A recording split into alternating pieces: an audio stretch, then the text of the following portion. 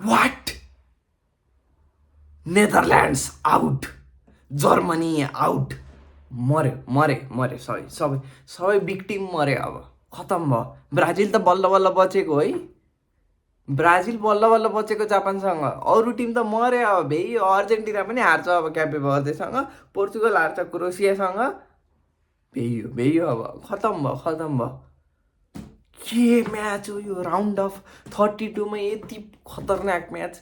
यहाँ सजिलै सानोतिनो टिमले फाइट गर्छ, सजिलै जित्छ ठुल्ठुलो टिमले, जित्यो।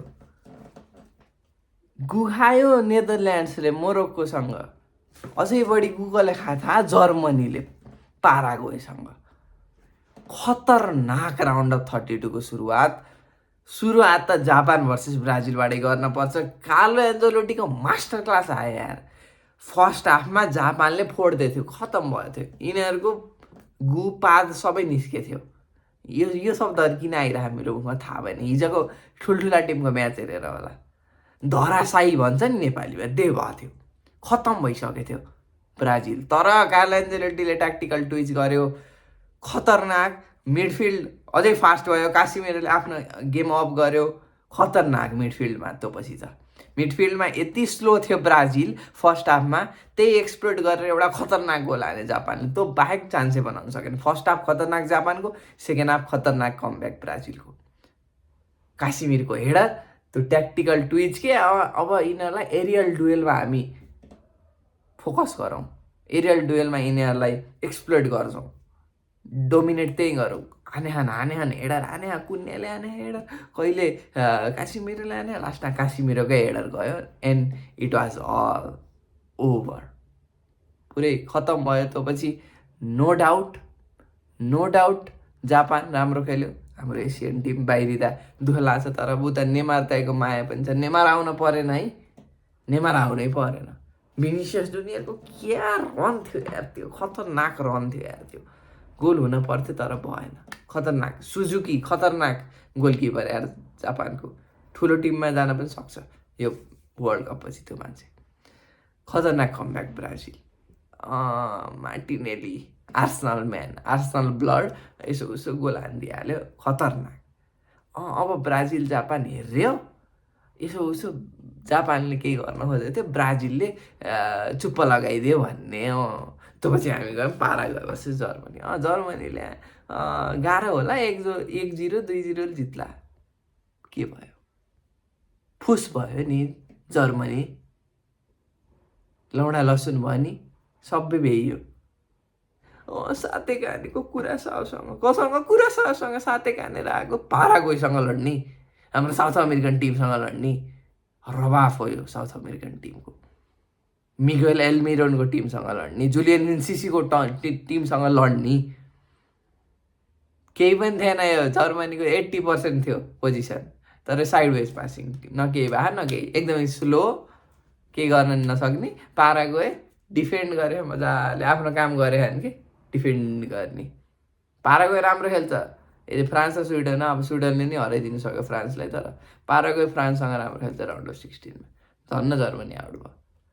डिफेन्डिङ मास्टर क्लास देखायो जुलियन इन्सिसोको, खतरा गोल। त्यो डिफेन्डिङ के हो त्यो जर्मनीको, त्यत्रो धेरै ठाउँ जुलियन इन्सिसोलाई मजाले हेडेर हान्यो। अब त जित्छ है, अब त जित्छ ए पाराग्वेले, अब जित्छ, अब त डिफेन्ड गर्छ 90 मिनटसँग। काई हाभर्ट्ज फेरि अर्को आर्सनल म्यान, काई हाभर्ट्ज फेरि फाइनलमा गोल हान्ने मान्छे के। अस्ति नै चेल्सीसँग, अस्ति भर्खर आर्सनल, अहिले फेरि राउन्ड अफ 32 हो यो। त्यही पनि चाहिने म्याचमा त हाभर्ट्जले हान्यो। त्यो पछि जोनाथन टाले हान्थ्यो एक्स्ट्रा टाइममा, ल भेइयो पाराग्वेको गेम भेइयो। होइन बिहार आयो, सफ्ट च्यालेन्ज थियो त्यो है, धेरै हार्ड पनि थिएन। अरू कोही रेफ्री भएको भए नदिने पनि सक्थ्यो, तर पाराग्वे नाइट थियो यो। पाराग्वे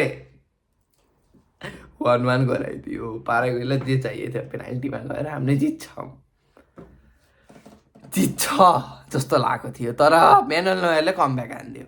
काई हाभर्ट्जले पनि मिसान्यो, अझै एउटा कसले मिसान्यो। 2टा गोल मिसाइसक्यो जर्मनीले।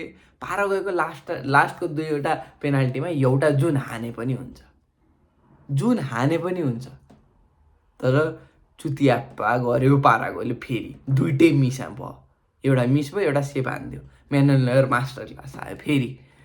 अब त जर्मनीले जित्छ, अब त एक्सपिरियन्स टिमले जित्छ भने जोनाथन टाले काम माथि उडाइदियो, छक्का उडाइदियो बल। त्यो पछि मजाले त्यो प्लेयरको नाम मैले भुलेँ, मिडफिल्डर, त्यो खतरनाक मिडफिल्डर भन्छु म त्यसलाई, हाम्रो पारागएको राम्रो गेम थियो। त्यसले मिस गरेन, एकदमै कुल काम कम्पोजवाला पेनाल्टी र जर्मनी आउट अफ वर्ल्ड। यसलाई जित्न त हाम्रो क्यापे भर्देले अर्जेन्टिनालाई जित्नुपर्छ कि, खतरनाक पारा गयो। अब यही त हो, अब धेरै के हेर्ने, दुईवटा गेम खतरनाक भइहाल्यो। नेदरल्यान्ड्स मोरोक्को हेर्दाखेरि त एकदम तगडा म्याच जस्तो छ, तर नेदरल्यान्ड्सलाई त सक्दैन, यस्तो तगडा टिम कसरी सक्छ यार। ब्रोबीले भ्याइदिन्छ, कोडी ग्याक्पोले भ्याइदिन्छ, तर लास्टमा मोरोक्कोले पेनाल्टीमा गएर भ्याइदियो। सुरुमा गोल आयो कोडी ग्याक्पोको, यसो उसो नेदरल्यान्डले गोल हान्यो। इमोसनल मोमेन्ट, आफ्नो बच्चा मरेको थियो प्रेग्नेन्सीकै क्रममा, एकदम इमोसनल मोमेन्ट, वेल डिजर्भड गोल कोडी ग्याक्पोको लागि, र एउटा वेल डिजर्भड फिनिस हुन्थ्यो नेदरल्यान्डको लागि कोडी ग्याक्पो। इमोसनल मोमेन्ट, तर अफ्रिकन टिम इमोसनल्ली हामी हेर्दैनौँ कुनै पनि म्याच, हामी लड्छौँ, यसो उसो हेडरबाट गोल, 1-1 म्याच। के होला यता ट्राई गरे, खतरनाक म्याच, बक्स टु बक्स, यताबाट गयो यताबाट एन्ड टु एन्ड। तर पेनाल्टी फेरि पनि त्यही पेनाल्टी, फेरि पनि त्यही। नेदरल्यान्ड्स मोरोक्को गयो म्याचमा, अब मोरोक्कोले जित्यो, यसमा पनि त्यही पारा गएको हालत। अब मोरोक्कोले जित्यो भने उता हाकिमीले मिस हान्थ्यो, हाकिमीले बल मिस हान्थ्यो। नेदरल्यान्ड्स फेरि पनि नेदरल्यान्ड्सले मिस हान्यो, ल पेनाल्टी लिन आए मोरोक्कोको साइबारी, जो अहिले बेस्ट हो, मोरोक्कोको बेस्ट प्लेयर साइबारीले गोल हान्यो, नेदरल्यान्ड्स आर अल्सो आउट। त जर्मन म्याथमेटिसियनको भविष्यवाणी गुखायो, आउट। त्यसको देश पनि आउट, त्यसको प्रेडिक्सन पनि आउट, नेदरल्यान्ड्स पनि आउट। नमस्ते। मोरोक्को पाराग्वे मोरोक्को। ब्राजिल एउटा ठुलो टिमले जित्नै पर्थ्यो, तर क्रोसिया र पोर्चुगलमा मलाई किन हो पोर्चुगलले जित्छ जस्तो लाग्छ, किनभने ठुलो टिम त क्रोसिया हो, क्रोसिया हार्ने सम्भावना छ है। नमस्ते। आज पनि रमाइलो म्याच हुन्छ, कल जित्छ हेरौँ, डिसअपोइन्टमेन्ट आउँछ त आज।